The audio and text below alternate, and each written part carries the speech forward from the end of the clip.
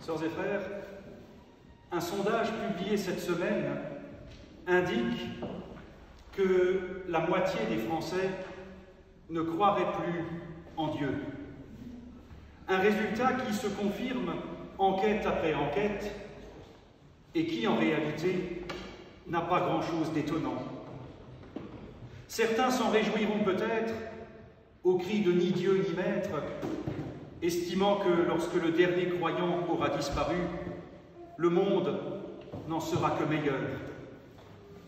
C'est mal connaître l'histoire qui montre que les régimes officiellement athées ont compté parmi les pires dictatures qui soient, que l'on pense à l'Albanie d'Enver Hoxha ou au Cambodge des Khmers rouges. D'autant plus qu'un athée, c'est ce qu'écrivait le père Maurice Belay, doit être un bon théologien parce qu'il doit bien pouvoir être capable de définir quel est le Dieu auquel il ne croit pas.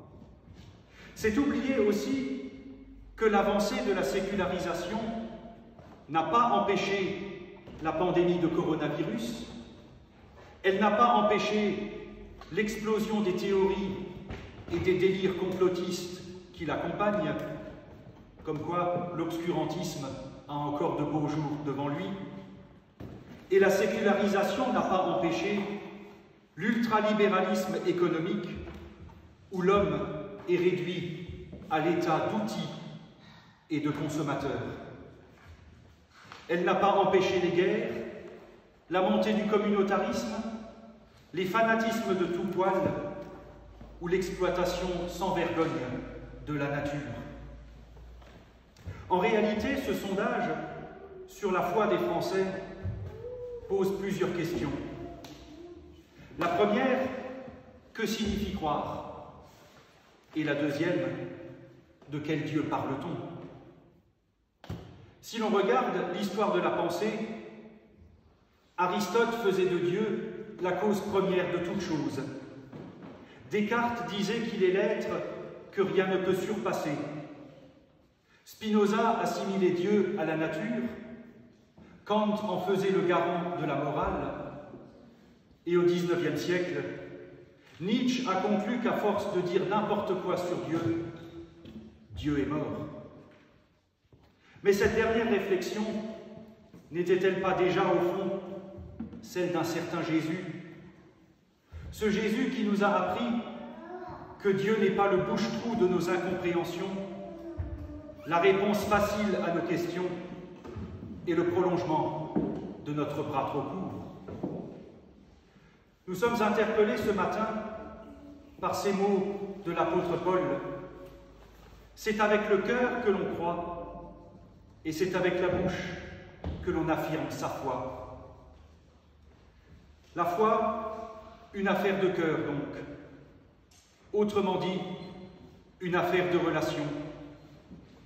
Elle n'est pas l'illusoire croyance en l'existence d'un être suprême, tout-puissant, omniscient, omnipotent, et tout ce que vous voulez, encore moins une tentative de démontrer son existence. Les philosophes que j'ai cités s'y sont tous cassés les dents. La foi, et j'ai déjà eu l'occasion de le dire, revient à faire dans sa vie de la place pour autre chose que soi-même. Elle consiste à s'ouvrir à une relation dans, avec et à travers laquelle nous pouvons déposer nos fardeaux et avancer dans la vie avec confiance, du moins avec endurance, ce qui est déjà pas mal. La foi, une affaire de cœur, mais aussi une affaire de bouche. À qui parlons-nous lorsque nous disons « je crois » ? Nous parlons aussi bien aux autres membres de l'Assemblée qu'à l'incroyant présent en chacun de nous. Car qui que nous soyons, nous sommes tous tendus entre foi et incroyance, doute et certitude, confiance et indifférence. Dans sa dimension ecclésiale, la confession de foi nous inscrit dans une histoire et nous encourage les uns les autres. Dire « je crois » est une façon de positionner toute ma personne dans la lumière et l'espérance. Parce que ce « je crois » est une réponse à un appel premier. L'appel de Dieu qui pose sur nous une parole d'accueil et de transformation. Une parole qui dit que qui que nous soyons, nous avons le droit de vivre, de construire notre vie et de poursuivre nos rêves. Une parole qui dit que notre vie n'est pas la somme de nos réussites, de nos échecs, de nos productions et de nos consommations. Cette foi est fondée, comme l'écrit Paul, sur une parole posée sur nous. La foi naît de ce qu'on entend, écrit-il, et ce qu'on entend, c'est la parole du Christ. Paul insiste sur le Christ comme auteur. Il y a une quarantaine d'années, l'humoriste Coluche disait « C'est pas parce qu'on n'a rien à dire qu'il faut fermer sa gueule ». Il pressentait peut-être l'explosion aujourd'hui dans l'espace public d'une parole vite assénée, souvent sans fondement, et qui ne fait qu'ajouter du bruit au bruit. Vous le savez, on parle beaucoup aujourd'hui, et souvent pour ne rien dire. Nous sommes à une époque où on blablate beaucoup, mais où peu de vraies paroles sont posées. Et il faut bien le dire, c'est dramatique. Vous me permettrez un exemple. Au XIIIe siècle, l'empereur du Saint-Empire romain germanique, Frédéric II, a tenté ce qu'on pourrait qualifier d'expérience scientifique. Il voulait savoir s'il existait une langue originelle. Et il se posait cette question: quelle langue parlerait spontanément un enfant qui ne serait pas influencé de l'extérieur?